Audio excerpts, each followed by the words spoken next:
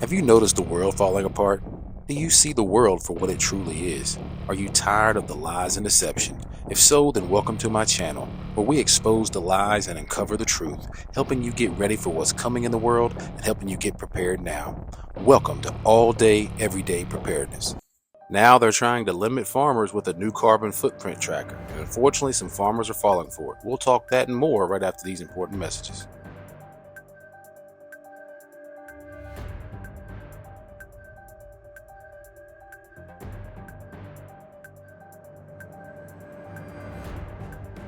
All right, guys, the WEF, the World Economic Forum, and their minions are at work, guys. A new globally funded company is tricking farmers into growing less food. Not growing more food, but growing less food. Now, not necessarily less food now, but down the road, this is going to lead to much less crops. And as we know, crops equal food.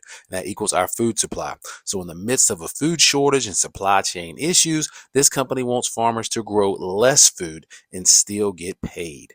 And I'm talking about carbon credits. Instead of getting paid for their actual crops, they're getting paid these things called carbon credits. Now, this new company is called Indigo Ag, and they're out of Boston. But don't be fooled, guys. They're out of Boston, but they're globally funded. So let's take a look at this clip, and I do apologize beforehand. A little bit of the audio is out of sync, but you guys can still get the message. So let's check this out. But what about cash for carbon credits? It's how one startup aims to help fix the sustainability issues plaguing the farming industry, which is, on the one hand, one of the worst climate offenders, but also at very high risk from climate change.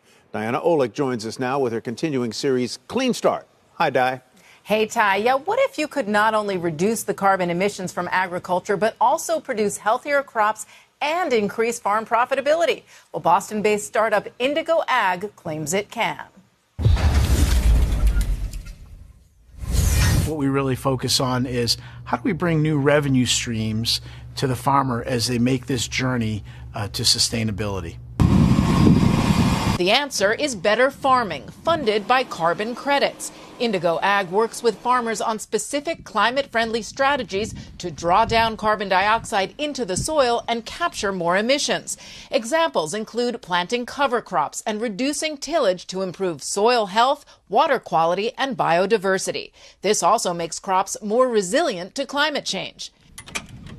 Indiana farmer Lance Unger was one of the company's first clients. He's now reducing his tillage and planting cover crops after the normal harvest. We'll go back in there and plant something to basically kind of help add organic matter and help the soil. In turn, Unger gets money from Indigo Ag's carbon credit program.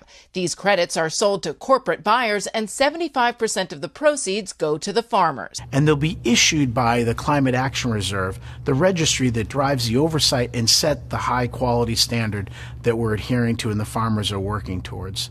Indigo Ag started with a small pilot of 75 farmers, but says it has now enrolled more than 2,000. If we can take and make our farm better, make our ground better, and help out the environment and still get paid for it at the same time, I mean, it's just something that's just an extra added benefit. That's the win-win for everybody here that we see, and we get to grow a nice business with it. Indigo Ag is backed by Flagship Pioneering, Alaska Permanent Fund, Investment Corporation of Dubai, and Bailey Gifford. Total funding so far, $1.2 billion. Indigo Ag introduced its first tranche of farm soil carbon credits just a few weeks ago, with its program producing 20,000 tons in credits or emissions offsets. Buyers so far include J.P. Morgan Chase, the North Face, and Barclays. Back to you guys. You know, it seems that farmers, Diana, would instinctively want to protect themselves from climate change. And carbon credits aside, why do they need a company like Indigo to do that? Well, simply because they don't have the science and technology. Remember, farming is basically the oldest business there is. And a lot of these are older family farms that either don't have the technology, don't have the know-how to get these new kind of climate-friendly procedures in place, or they don't have the money to do it. And that's what Indigo Ag aims to do. You had the person who was the farmer who was in the piece. How much would he in a year get in those carbon credits that are then sold to investors in the markets? How much we does don't he have get? the numbers on that yet because it depends on, first of all, on the price of those carbon credits, which change market to market, time to time. So you would have to wait, see how the program goes first, and hopefully get some numbers within the first year. All I have to say, guys, is poor Lance, the Indiana farmer. You see, he's not understanding what's going on. He thinks this is a good thing. Now, when the government or a non-governmental agency is essentially getting you to plant less food, plant less crops, and they're still paying you for those crops or for that less amount of food, or maybe even more, you know something's not right about that, guys. I mean, it does not take a genius. It doesn't take a rocket science. But again, poor Lance, the Indiana farmer, he's not seeing what's right in front of his face. Now, all this is being done, as you know, in the name of climate change. But again, we know their plan. We know their agenda. And that agenda is they want to control our food. They want to control the food so eventually they can control us. So let's look at these new rules that these farmers have to abide by. They have to plant cover crops. That was mentioned, and that can be a good thing. A lot of farmers do plant cover crops, so I won't talk too much about that. But the reducing tillage, taking the plow and tilling up the ground, loosening it, um, moving everything around. They want them to do less and less tillage, and that's supposed to improve the soil, they said, also the water and the environment. So in a nutshell, these guys, over 2,000 plus farmers, they've been duped and they've been tricked. Now they can't see it right now because they have money in the bank. They're getting paid. So they're like, okay, I can grow less food and you're still going to pay me the same amount or more. Then, they're on board, but they're getting duped and tricked in the long run, guys. So you see, these farmers they're motivated and they're incentivized to follow these rules. And again, you heard Lance from Indiana. He was excited. I mean, he thinks it's a good thing. But where do they think all this money is coming from? I mean, how can a company be in business to pay you to do less of what you do? And they're going to pay you the same amount or more. That does not make sense. And again, Lance, the Indiana farmer, and the rest of the 2,000 farmers, they're just not letting it sink in because we're in tough economic times. They can see what's heading or what's coming down the road, and they're jumping at the money.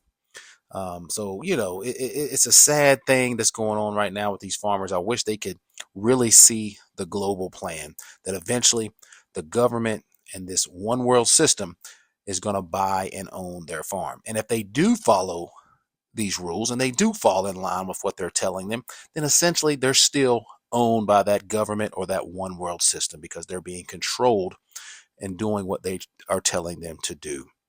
So, as you can see, they just don't realize it yet. And in time, they will. And like I said, they're going to be totally controlled. And that's even if they have a farm in 5 years from now, if it hasn't been taken from them. So what do you guys think? Let me know down in the comments. I mean, am I overstating this? Am I overthinking this? Is this actually a good thing for the farmers?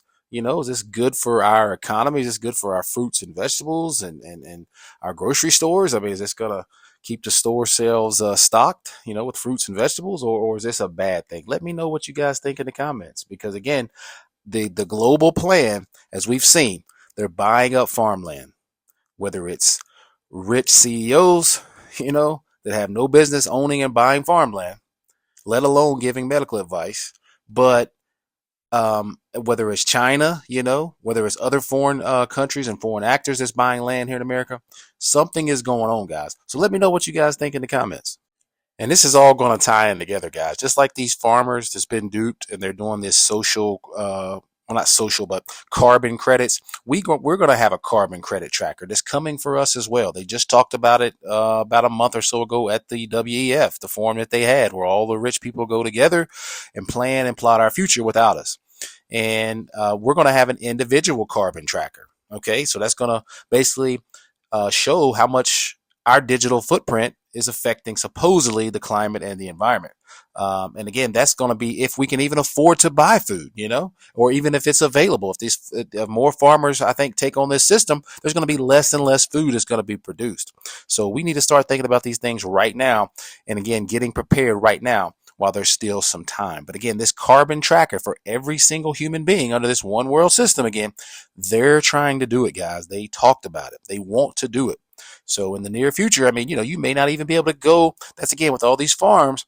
If there's food available in the store, if there is, you're not going to be able to go get it because they may say, hey, you had your heat on too much last week. You used your allotment of electricity, so now you can't go and buy the food that you need. And that's going to be a reality, guys.